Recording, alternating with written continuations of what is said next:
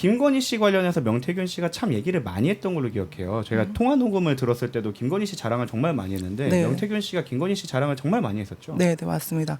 그러니까 그 예를 들어서 이제 윤석열 씨랑 김건희 씨랑 명태균 씨가 이렇게 앉아서 대화를 할 때 이제 윤석열 씨도 말하는 걸 엄청 좋아한다 하더라고요.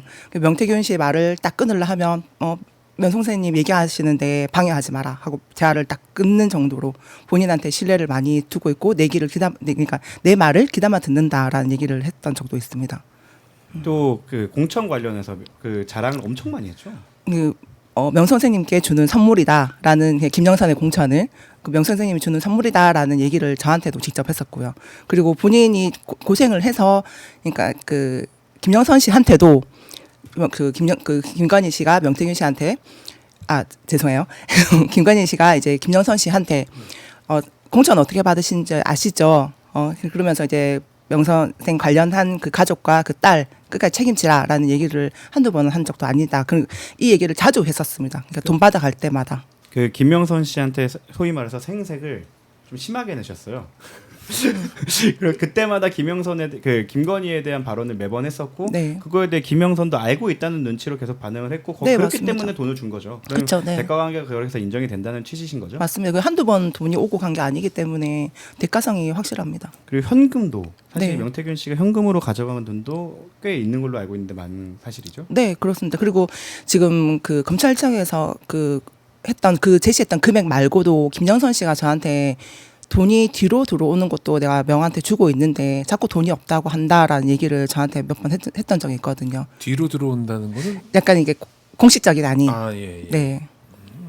그런 것들을 명시가 수치를 했다. 네. 그렇게 하소연식으로 저한테 네. 여러 번 얘기를 했었습니다. 그리고 사실 김명선 씨와 명태균 씨의 관계를 저희가 추단할 수 있는 사건이 하나가 있었는데 김명선 씨 보좌관에 대해 자르라고 네. 명태균 씨가 압박을 가했던 적도 있죠. 맞습니다. 그 서울 보좌관도 있었고 지역 보좌관도 있었고 본인 지시를 안 따르거나 본인이 하라는 대로 안 하면 그러니까 잘려야 되는 대상자.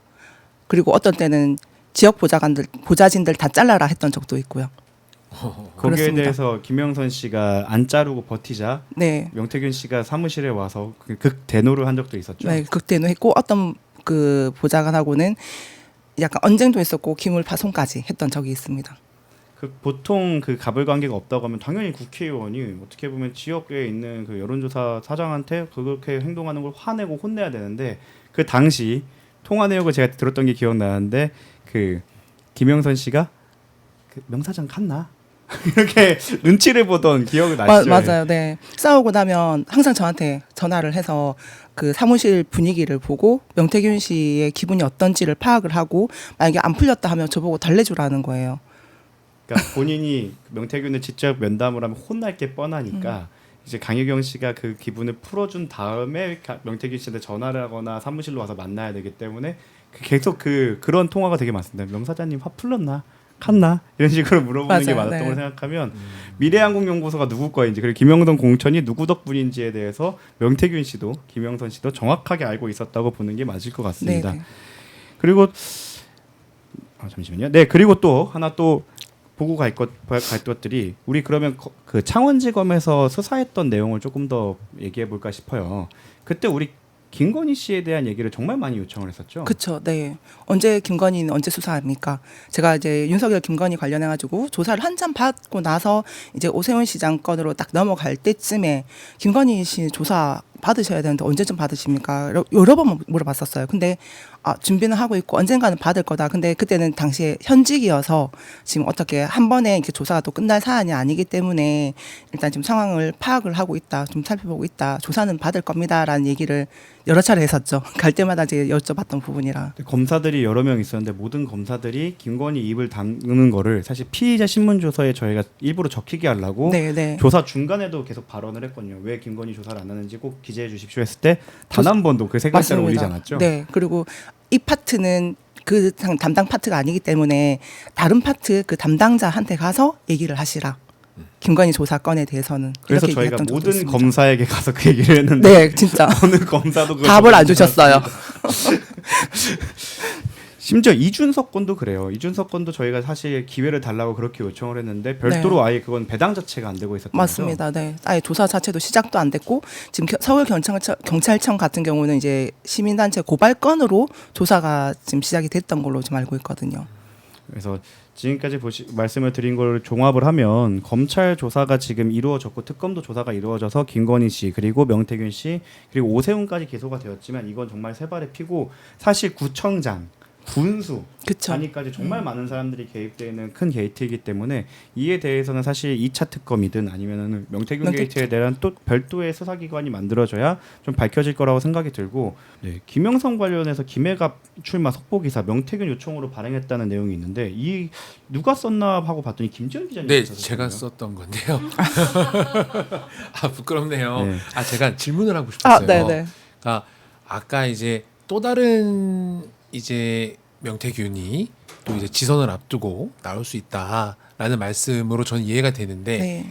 사실 저 기사가 이제 소위 명태균 게이트 초반에 저희가 나갔던 보도였습니다. 그러니까 그때 김영선이 공천 받았어. 네. 그거를 이 뉴스 경남에서 좀 써줘라는 거를 명태균이 직접 전화를 해서 기사 내용을 불러주고 네. 그 내용을 저 매체에서 썼다라는 내용을 제가 확인해서 네네네. 보도를 한 거였었거든요. 실제 이 명태균 씨가 지역 내에서 지역 언론과의 이런 접점 이런 것들은 좀 어땠나요? 지역 언론사 대표님들하고 소통은 좀 많이 했었습니다. 근데 저 그 김해갑 출마를 하겠다라는 보도 자료를 제 기억으로는 일요일 날 배포가 됐었거든요. 네네네. 그때 당시만 해도 그 명태균 씨가 저한테 전화를 하다가 제가 전화를 안 받으니까 다른 이제 보좌진이 저한테 연락을 주셔서 급하다고 이 보도 자료가 나가야 이제 그 김건희 씨가 그쵸, 보고 그쵸, 그쵸. 예. 김건희 씨가 보고 이제 공천을 준다 한다 경선 참여를 한다든지 뭐 공천을 준다 한다 중요하다 빨리 이게 중앙지에 나가야 된다라는 얘기를 듣고 자료를 확인 안 하고 바로 제가 기자단들한테 다 뿌렸어요 메일로 뿌리다가 어떤 내용이지 하고 뒤늦게 봤더니 그 작성자가 제 이름으로 돼 있는 거예요. 아, 내용도 제가 하나도 모르는 상황이었는데 네. 제가 그 보좌관한테 전화를 해서 이 왜 제 이름 돼 있습니까? 그러니까 명의 작성해서 준 거다. 본인 아무것도 모른다라고 얘기를 하더라고요. 문제는 이 녹음이 다 있습니다. 그러니까요. 그러니까 하나부터 열까지 그때 기사를 내보내는 것부터 시작해갖고 플랜카드 거는 거부터 시작해서 모든 거에 명이 다 개입이 돼 있었던 그렇죠. 거죠. 문구 하나하나 다 체크하고 디자인까지 사람 인물을 키워라 뭐 이거를 넣어라 저거를 넣어라 글자 폰트를 이렇게 써라까지 다 이제 명태균 씨가 다 지시를 했었고 2월 제 기억으로는 그러니까 2024년 2월 8일 정도로 기억을 하는데 그때 제가 처음 김영선 씨가 김해로 출마를 할 거다라는 얘기를 명태균 씨한테 직접 들었거든요. 그 당시에 김영선 씨도 같이 있었어요. 다른 이제 커피숍에서 이제 김영선 씨가 명본부장이 저를 데리고 나오라 한다는 거예요. 사무실에서 얘기를 못하니. 그래서 이제 커피숍으로 갔는데 이제 김영선 씨를 막 받아 적더라고요. 이제 명태균 씨가 지금 당장 올라가서 저 장동혁 씨를 만나서 나 김해 험지로 간다라고 얘기를 해라. 그 길로 바로 올라갔어요. 김영선 씨가 바로 올라가서 장동혁 씨를 만난다고 올라갔는데 서로 못 만났던 걸로 저는 기억을 하거든요. 그 서울에 있는 보좌진이 얘기를 해주는데 약간 피하는 느낌이 들더라. 안 만나려고 하는 것 같고. 근데 마지막에 만나긴 만났는데 내가 이제 그 누구 의원과 이제 의논을 했는데 김해 갑이나 을로 우리 둘이서 나가기로 했다. 얘기를 해달라 하니 장동혁 의원이 내가 지금 정확하게 답은 못 준다. 생각을 해볼게 하고 그 답을 맞췄다 하더라고요. 그 뒤로 대화가 안 이어갔고. 그러고 나서 그 뒤에도 저희 그 지역구 사무실에서는 그리고 서울 보좌진들은 저희가 김해 갑이든지 뭐 을이라든지 옮길 상황도 아니었고 옮길 준비도 안 하고 있었어요. 뭐 정책이라든지 이런 게 뭐 만들어져야 되고 공약이라든지 지역을 이렇게 분석을 한다든지 이런 게 있어야 되는데 전혀 그런 준비도 없었어요. 근데 갑자기 또 일요일 날 보도자료 빨리 배포해야 된다 이렇게 얘기를 하니까 약간 저도 황당하기도 했었고 그 보도자료가 배포가 되고 나서 한 며칠간 또 김영선 씨는 잠적을 했습니다. 이제 나중에 알고 봤더니 칠부사로 갔더라고요. 네. 그럼 지금 이제 부산시장, 경남지사 등 6.3 선거 출마 예정자들 관련해서 사실 비공표 여론조사를 진행했던 내역들이 좀 있지 않습니까? 네네. 이거에 대해 사실 따로 어떻게 세상에 알릴지 이런 계획은 따로 갖고 계신 게 있을까요?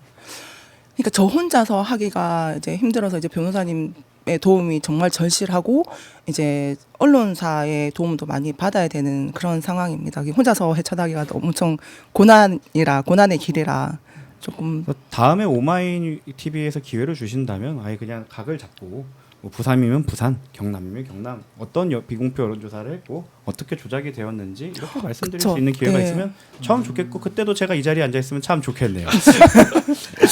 바로 작업에. 네.